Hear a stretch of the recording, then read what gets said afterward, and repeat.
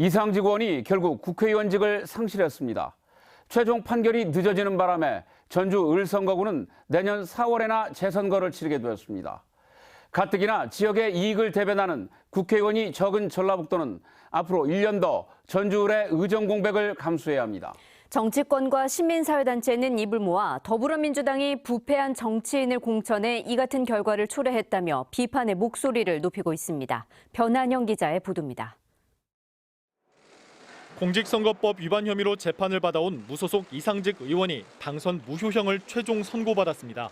대법원은 이 의원에 대해 징역 1년 4개월에 집행유예 2년을 선고한 원심을 확정했습니다.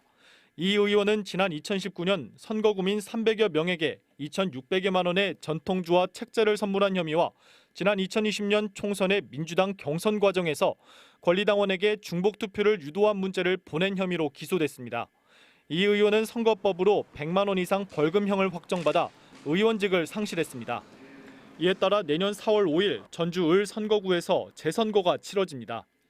출마 예상자를 보면 더불어민주당에서 고종윤 변호사, 양경수 국회의원, 유성엽 전 국회의원, 이덕춘 변호사, 이정원 전 JTBC 앵커, 임정엽 전 완주군수, 최영재 전 사람 사는 세상 노무현재단 전북지역위원회 공동대표가 거론되고 있습니다.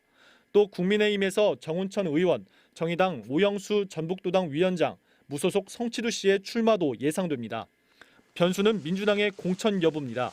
더불어민주당의 당원 제96조 재보궐선거에 대한 특례 조항을 보면 당 소속 선출직 공직자가 부정부패 사건 등 중대한 잘못으로 그 직위를 상실해 재보궐선거를 실시할 경우 해당 선거구의 후보자를 추천하지 않고 다만 전 당원 투표로 달리 정할 수 있다고 명시돼 있습니다.